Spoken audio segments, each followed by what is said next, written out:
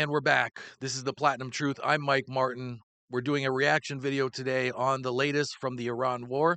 We're going to take a look at our favorite propaganda channel for the Arab world, Al Jazeera, Al Jizzy. Today, we're going to take a look at what they're saying to their viewers on how things are going, on who's doing what, and the way their viewers should be looking at this conflict. As usual, this is going to be a fun one. Let's jump right in.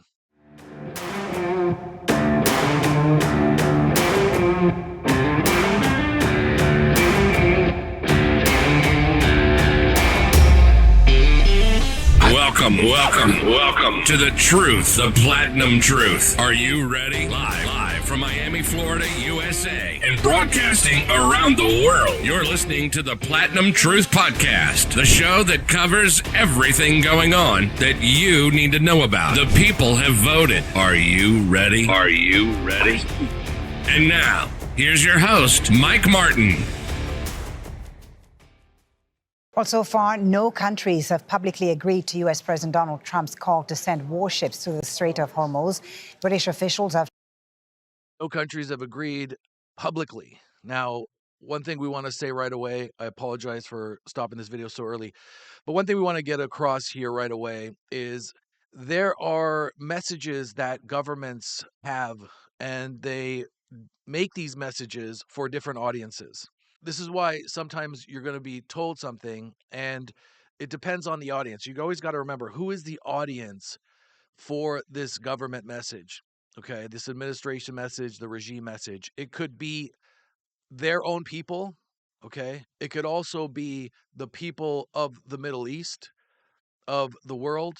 It could also be other governments, their allies, even their adversaries.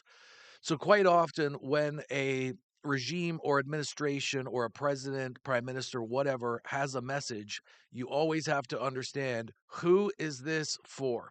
And they're not going to come right out and say it.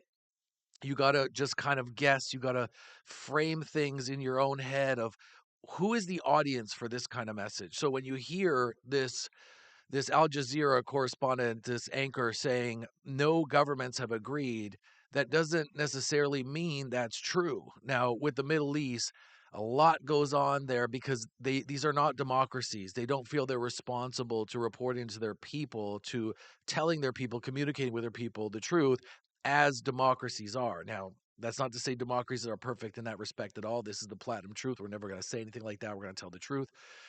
But at the same time, there is a difference between a dictatorship or a kingdom or authoritarian rule and a democracy and how they communicate. Okay. And so just because you hear governments in the Middle East not publicly getting aboard something does not at all mean that's not what's happening. Okay, quite often in the Middle East, there are two messages. There is the message for the people inside the country, the domestic population, and the message for the people outside their country. And very often, those two messages are exactly different. So you will have governments in the Middle East talking about them not going along with a military force, sending a military force to help out the cause. But in the background, they're talking to their allies or their so-called allies in the West, and they are very much on the opposite end of that. Now, the allies that they're talking to also have to be aware that many times, because a populace can be quite radical, like in Saudi Arabia, where the government is very pro-American, pro-Western, but the populace is the exact opposite, okay? And in Iran, it's the very much different. It's the exact opposite of that. The administration, the regime is very much anti-American, anti-West, but the people are very much pro-West and pro-American. So let's get back to the video. Just keep this in mind. Just because this is being said out loud by these Middle Eastern governments does not mean at all that this is the case. Usually it's actually quite the opposite. Told U.S. media the U.K. is discussing a range of options to ensure the security of shipping in the region. Also speaking to U.S. media, Chinese officials, embassy officials, have said Beijing is calling for hostilities to stop and that all parties have the responsibility to ensure stable and unimpeded energy supply. So let's remember, when Beijing is saying this when any type of adversarial government is saying, hey, let's all stop this, let's get to the table and talk about peace.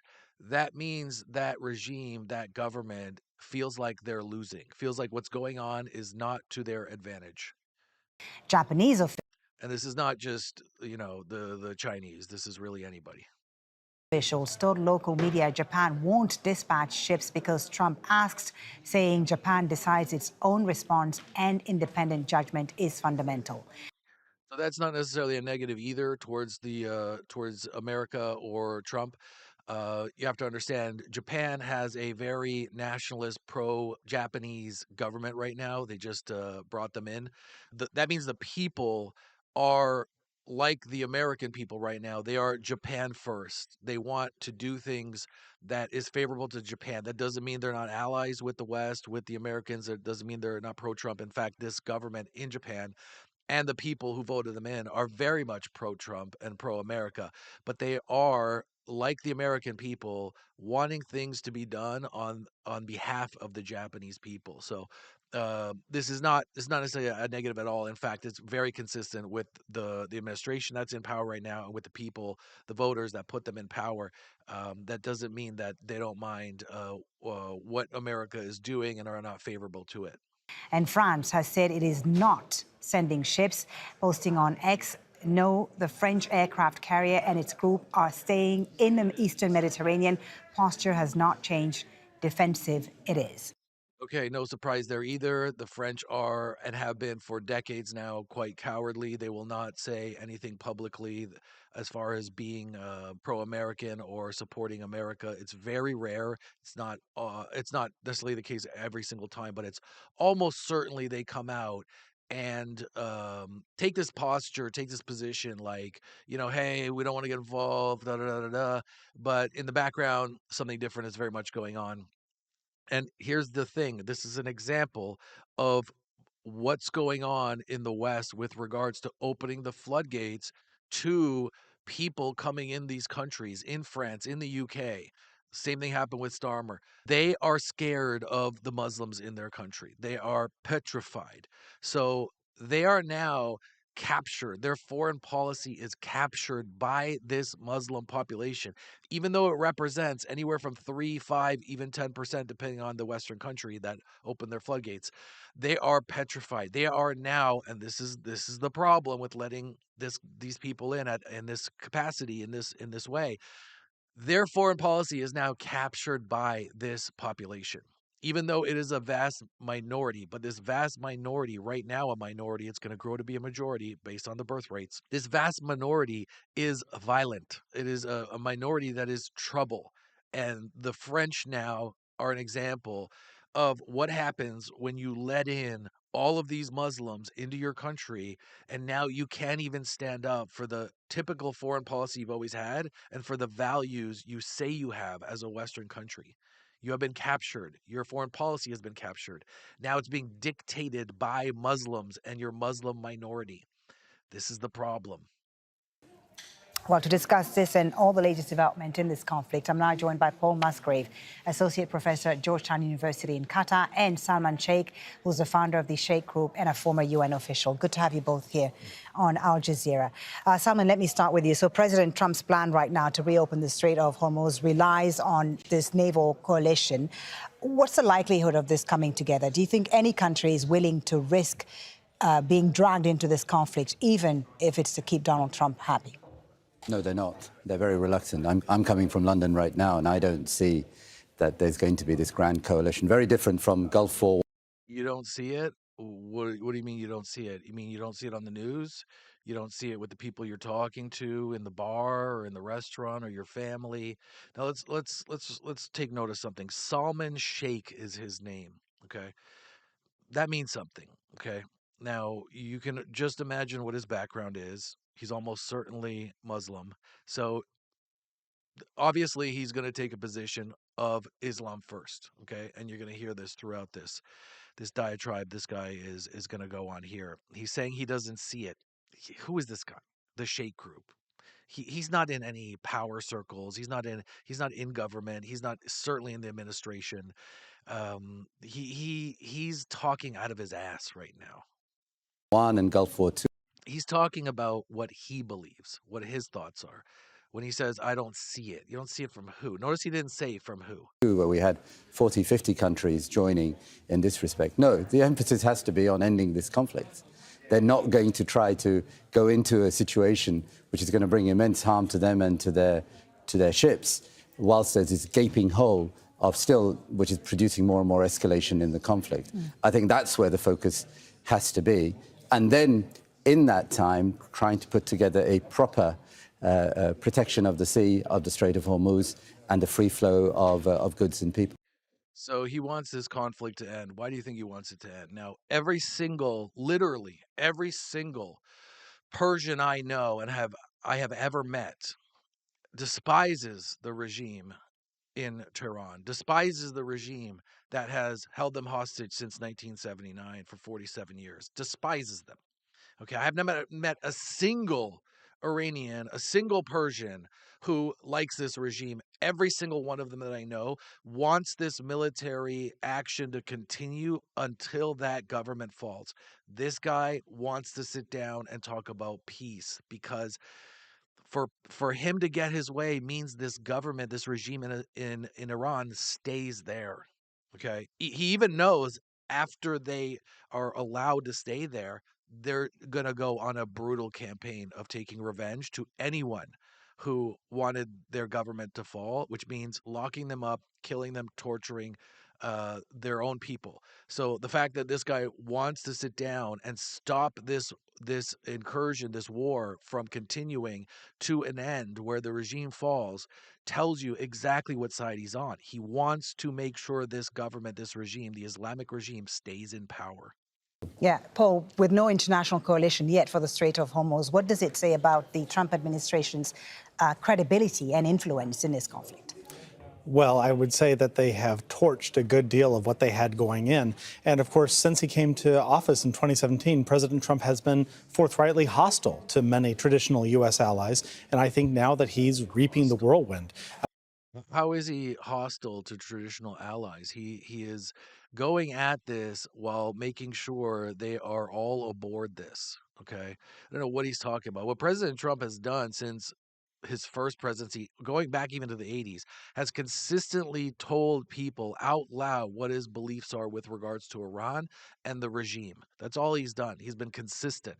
That's another reason why it's nonsense to believe that he was cajoled or brought into this war by the Israelis, by Netanyahu, because it's totally inconsistent and doesn't match with Trump's lifelong views of what he thinks about the Iranians regime and what he would do about it. He's always said if he was president, this is what he would do. You have Japan, South Korea, France, the UK, all at best saying that they are going to consider possibly sending some ships. That is really a blow to the Trump administration. No, it's not. This guy doesn't seem to understand or want to accept the fact that these countries have reasons for this, and it has nothing to do with believing in the end outcome of dislodging this evil regime. Belief that America is naturally a leader. Do you think Trump has lost control of this war, Salman? Yes, it's the wrong war at the wrong moment. But what is the right war? When do you fight the Islamic regime, big guy? When do you fight them? By the way, who are you to say you do what? Are you a foreign policy guy? Do you have any type of background that we know about? Nobody knows who you are. So to give your sort of no, we shouldn't do this. You've already demonstrated you want this regime to stay in place. Without the right planning, and it's illegal. Without the right planning, you don't know what the plan is. None of us know what the plan is. The only people that know what the plan is are the people that sit in the office with President Trump, developing the plan, continuing the plan, doing whatever it takes to get them to their end goal. And they've known this for some time now. They didn't just start planning this the day of. There is no mandate for it. There's no mandate that you know of. There is certainly a mandate. It's called regime change. And for him to even say, I shouldn't even say that you know of, it's not even true. Where have you not heard what the mandate is? Where have you been? The mandate is to get rid of this regime. The mandate was to make sure they don't have nuclear weapons. And now the mandate is to get rid of the regime. Clearly, that's the mandate. And it shows, frankly, the limits of US power now, No, it not doesn't. just in this It's region, the but more opposite. broadly on the global arena. We'll talk about the future of the U.S. power in this region in a minute, but I wanted to ask you first about the Iranians both. The calculations from the Iranians right now seems to be not who has the bigger bomb or bigger munitions, but who has the higher threshold for pain. It's true. Who do you think that That's, by the way, the only thing they can do right now. They are trying to do whatever it takes to last long enough where the American people, and that goes with every democracy, because that's kind of the weak points of a democracy, is that the people, the government has to take into account the people's will and desire much more so than an authoritarian government. Authoritarian government doesn't give a shit about the people. A democracy, you can make the case that maybe some administrations don't, but at the end of the day, their power is on the line because an election is eventually coming. So they have to take into account the people's will. And all of these authoritarian, evil regimes understand. Saddam Hussein in Iraq understood this. The Taliban understood this. They all understand that as long as you bog down a democracy long enough and send enough body bags home, the people will start to sour on the war. And this is what the Iranians understand. They've always understood this. is right now? Is it Iran who has the upper hand in the conflict at this stage, 3 weeks in? Well, it has the higher threshold for pain. The Because they're despots and don't care about their people, obviously. Iranian And the fact that this guy smiles after he says it is disturbing. regime is fighting an existential battle, which is now becoming a nationalist struggle. So, for sure, and It's not a nationalist struggle because almost everybody in Iran, except for, say, for a few lunatics, a percentage of 5-10% of people who are zealots support that regime. But it's not going to be a national thing. By the way, here's the difference between the Persian people as Persians and Arabs in countries like Iraq. Okay, the Persian people want the best possible outcome to happen from this. So what that means is they're willing to make whatever deal is necessary so that their lives are better. They're going to look at their choices and say, here's our choices, here's where here's the things we need to look at, where should we go based on our lives being better. Okay, the Arabs are different. Okay, they look at things as a nation of Arabs, as a nationality, as a race, and all they care about is not being humiliated. Look at the Palestinians, perfect example. They will go to war for 70 years, generation after generation after generation, never seeing peace, so as to not, quote unquote, lose. That's the difference between Arabs and Persians. Persians are pragmatic, practical, reasonable, and peace seeking at the end of the day. Arabs, very different in that regard. you see how Americans who have not really supporting this are measuring the pain of every single soldier that is hurt or killed. So for sure, that's what Yeah, I mean, the fact that he says this and thinks that's a weakness, that is a strength. It's of democracy. It means that the system cares about its people. the Iranians think, and they've put together a strategy of asymmetrical warfare, whereby which even if their military and conventional military has been severely degraded, they're still able to fight on and create the kind of pressure that they are right now. Do you agree with that? Do you think, Paul, that Iran has the upper hand right now? Or are they also starting to budge a little bit in terms of negotiating, perhaps? I think Iran has demonstrated Iran does not have the upper hand. There's a difference between having the upper hand and winning and eventually losing, but be able to stick around long enough to cause pain. Just because you can stick around long enough and cause pain and stubbornly refuse to go away despite the entire, virtually the entire will of your people wanting you to get out, doesn't mean you're winning. And it doesn't mean you're going to win. It just means you're surviving for a little bit while longer than most governments or most administrations or most groups of people would say, you know what, we got to give it up here. our people don't want us in here. We're causing a massive amount of damage to our country. Maybe we shouldn't be in power. Maybe our ideology and beliefs aren't what people want. But that's not the case with these zealots, with these Islamic zealots. High threshold for pain. I mean, on day one, their government was decapitated. Since then, Tehran has been turned into a hellscape. But they also have to continue to demonstrate the power to hurt the GCC, Western Europe, the United States, and Israel. So far, we are not far enough into this conflict to say that Iran can do that. But let's be frank, the indications are that as long as they can keep the Strait of Hormuz closed, they will be able to deal a great amount of pain. Yeah, and just first of all, they haven't done a thoroughly successful job in that. Oil is still at what, 80 something dollars a barrel. It's not spiking to where the Iranians want it to be. All stuff that that nodding fool over there doesn't want to say. You know, the Iranians are not closing. The point of closing the Straits of Hormuz is not the end goal. The end goal is to drive oil up to a ridiculously uncomfortable level and at the end cause a global recession, an American recession and a global recession. They haven't done that. Oil is at 80 something dollars a barrel. So this status quo is not even close to what the Iranians are looking for and what they need and what they desire. Therefore, it's not succeeding. The GCC now, Salman, Iran's strategy right now seems to be to convince the GCC countries that the U.S. is not there to protect them, right? Do you think it's working, this strategy? Are the GCC countries now reconsidering their position vis-a-vis the U.S.? Well, for sure, we see that now in terms of the simple fact is that the US has not been able to protect the GCC states. And in fact, there is talk. You can't completely protect any country from having any bombs go off. The fact that there's been this little amount of destruction in these countries is a success. It does mean you are being protected. If you have a tiny amount of bombs going off and a tiny amount of destruction, relatively speaking, for a war, that's damn successful. Okay, these countries are not getting bombarded with bombs and half their city is blown up. Not at all. So this has been nothing but successful because at the end of the day, it's a war. You're gonna get hit.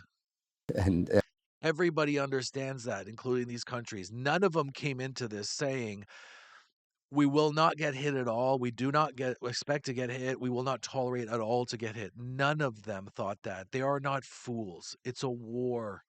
very much how the US has focused on trying to protect Israel and the kind of missiles, salvos, which are directed more towards Israel than the GCC states. That's not to say that the GCC is not mad with Iran for what they've done. And we saw that with the UN action last week as well. And the Iranians have to be very careful too. This is why I believe Foreign Minister Agrahi has been trying to reset some of that conversation. But how united or divided are the GCC countries right now in their response, not just towards Iran, but also towards the US?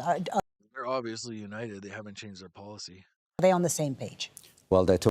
Remember, they have to say something to their own people. If they don't show any care or concern by being hit, that shows their people, then this guy will come up and say, oh, those countries, they don't care about their population, not even listening. They're not even acknowledging their population. They've said nothing so far about being hit. Of course, they're going to say something. They have to acknowledge to their people. Again, this is the audience that they're talking to. When they say this stuff about their concerns about being hit, about being protected, their audience is to their own people.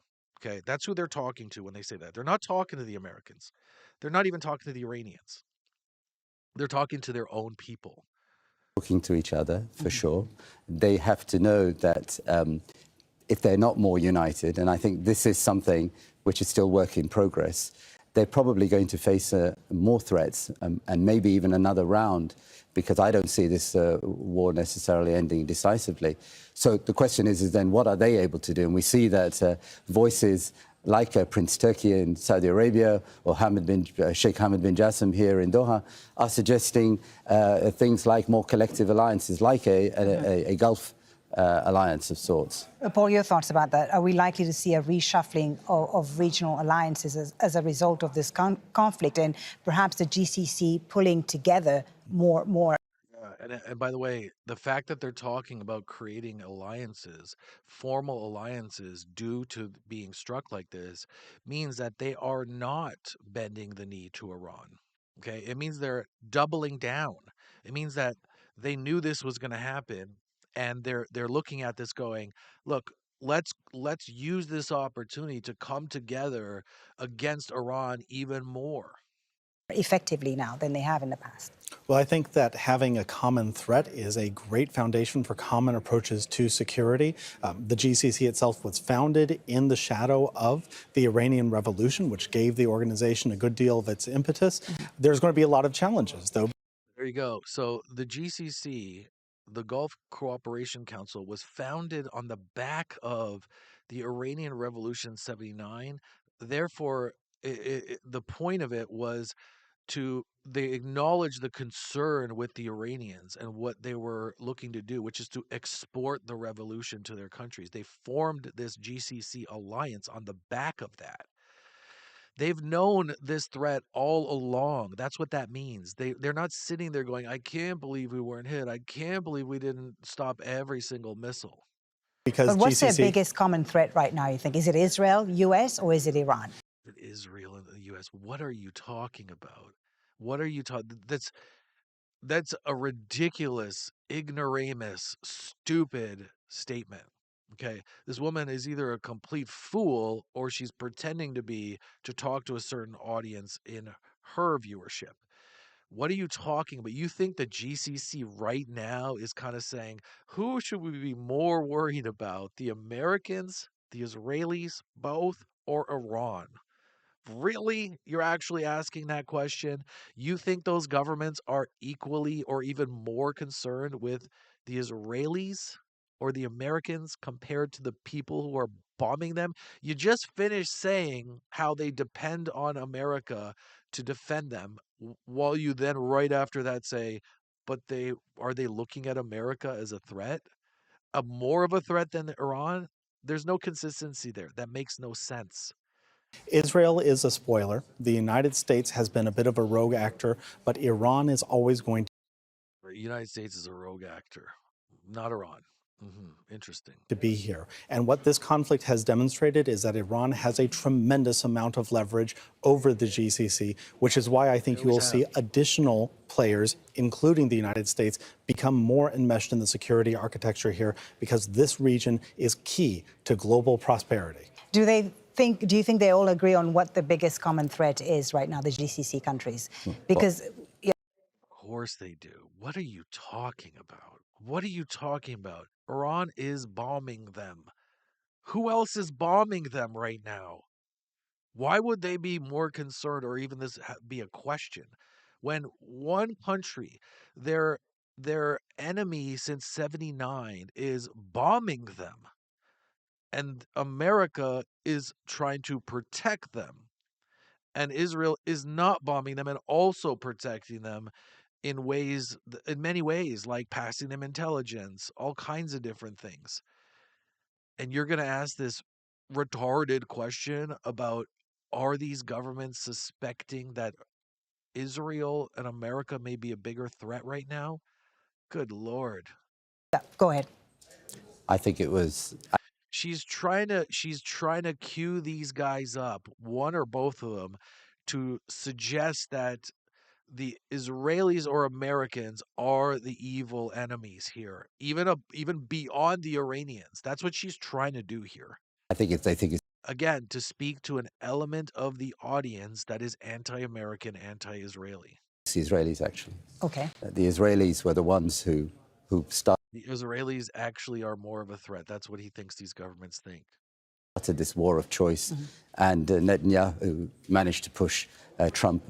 This war of choice. I'm pretty sure this guy, no matter what Iran would ever do, doesn't, in his head, doesn't deserve to get retaliated, doesn't deserve for anyone to go to war with it, with these people. Like the government in Iran has created armies outside of Iran called proxy armies, Hezbollah, Hamas, all kinds of dozens of other terrorist groups. And they've deployed them towards the Israelis and the Americans. and have done so since 79, 47 years. And this guy, when Israel decides to retaliate, he says that's just a rogue action. So all of Iran's armies outside of Iran, their official army, can do whatever they want for 47 years. But the Israelis, once they take action, once the Americans take action, that's crazy. That's unheard of. That's unjust. It's illegal. Have you heard him say anything about Hezbollah or Hamas or all of the proxy armies of Iran doing something illegal? No, you never hear it from this guy. So that again tells you what side he's on. Over the edge in that respect. Iran, as Paul has said, is a neighbor that they have to deal with. Now, how they organize themselves, I think, is already showing what they've managed to do in order to protect themselves. I think is actually giving them a little bit of confidence, a fair amount of confidence, because they have taken a huge onslaught. I think we should not also forget the Europeans. I know the Europeans are often... Dude, it's been like 11 days. They've been decapitated. There's 3 rounds of their government, 3 layers of their government that has been extinguished. And to you, that's doing really well. That all happened. They've been their navy has been completely sunk. Completely. Everything is sunk. Their air force is non-existent now. Their military does nothing to defend the country. And you think that is a success story. That all happened in 11 days. That's all it took. 11 days to achieve all that. And to you, that's showing strength. Unbelievable. aligned as being weak and irrelevant. But in fact, there are European pilots, there are British pilots flying side by side with Qatari pilots shooting down missiles. So there is a stage here for a more collective security, a NATO-style security, which is defensive in nature. So it's not necessarily threatening Iran, but which involves other states. The Heaven forbid it threatens Iran. United States will, of course, play a role Right. in that, but it won't necessarily be the predominant role. Paul, we've heard from Foreign Minister Arakchi, who's doing the rounds on U.S. media this Sunday, saying no talks for now. President Trump also indicating that he's not interested in talking to the Iranians. Do you see any realistic off-ramp diplomatically, diplomatic? Again, just because he says that, just because the Iranians say what they're saying, doesn't mean there's not things, other things, sometimes opposite things going on behind the scenes. That's often how things work. You say one thing publicly, you're doing something else privately. That's been the case through the history of global affairs and military actions and wars. Path that could emerge in the coming days, or is that still out of the question? The coming days, no. But I will say that, standard negotiating, you would never say that you're looking for an off-ramp first. Anything is going to be very quiet until we hear Exactly. something that breaks through. I know that there's a lot of people. You're not going to tell people, you're not going to say out loud, the Trump administration or the Iranians aren't going to go, we'd like to talk. We like to talk. You're not going to say that because that's going to demoralize your own people, your own side, because your people are going to say, why do you want to talk? You told us we're winning. Why do you want to talk? We're supposed to fight. This is just. Why do you want to talk? So this guy, I think, finally said something that makes a lot of sense between the two of them. Who are quietly optimistic that something might come, but I think that publicly we will continue to see something that looks very much like this conflict right up until the end. Finally, Salman, are you optimistic that there could be something diplomatically happening behind the scenes, or Let's just not waste time with this guy anymore, in my opinion. are we in for escalation for the long You run? started with the Strait of Hormuz. That's ground zero. Nobody can take the pain of this being choked for too much longer. And if the Houthis also enter with the Bab el-Mandeb Strait on Which the they ridge- haven't done so, which they haven't, but they're interestingly. The longer the Straits of Hormuz is even threatened, the more the Israelis and the Americans will ramp shit up. And the more the GCC, the countries around there, will not tolerate that because they also sell oil. Their economies are also dependent on it. So this is not a strength for Iran to do. Their entire economy relies on getting oil out through the Straits of Hormuz. You think it makes a lot of sense for them to choke their own economy? They have no military left. They have no capacity to make any more weapons, any more ammunition left. That's all been blown apart. The only thing they possibly could ever do right now is salvage the oil they're selling to fund terrorist attacks, to fund the insurgency, all kinds of stuff. If they lose that, there's nothing left. There's zero. There's zero capacity to fight on. So yes, at this point, because their options are completely done, now relies on just the oil for the Iranians. Therefore, it makes no sense that they would want to shut it down or be happy with it. It's actually the opposite. If anyone can afford to shut down the Straits of Hormuz and stop the oil, it's the Americans, it's the West, it's the Israelis, because they can get oil from other places. All of the oil in the world doesn't come from the Straits of Hormuz. Just a percentage of it does. It's like 20%, 25%. So they can shut it down. The Iranians lose 100% of their money. The Israelis and the Americans do not even remotely come close to that at all. So it's actually much worse if the Straits of Hormuz is shut down for the Iranians. They could. We're really in a catastrophe. Look, I think there is a possibility of a grand international coalition, which This guy sounds like the foreign policy guy for Iran. He sounds like the foreign minister of Iran. If you had the foreign minister of Iran talking, it would sound like this. which is the Europeans, others allied with the Gulf states, which are pushing for ending this conflict. And I think that is the way to go. And if they don't, yes, this thing is going to go more and more out of hand. Gentlemen, thank you both for joining us on Al Jazeera. Very good to get your insight on this. Paul Musgrave from Georgetown University. This guy knows the Iranians are in trouble, and he's trying to stop the momentum. He's trying to make sure they survive. That's what's going on here. I think we're all In done. Qatar and Salman Shaikh from the Shaik Group. Thank Yeah, we're all done here. I hope you really got some insight into some of the BS that's happening on Jizzy, on Al Jizzy, Al Jazeera. Um, you think it's not an accident they invited this bozo on the left here. The other guy was a bit more honest. I think he has a certain view as well that is not exactly the most pro Trump administration, but he didn't want to sacrifice his entire reputation for spouting BS like the other guy was willing to do. And I think it's quite obvious the other guy revealed himself to be a complete con artist or a buffoon, one of the two. Now, I think it's probably the former. Her job is just to side with Iran, and really side actually just with the Islamic community. You can tell some of the questions she was asking. But I hope this was informative. I had a lot of fun. I hope you did as well. Tune in next time. This is the Platinum Truth, Mike Martin. Another reaction video. We'll do it again soon.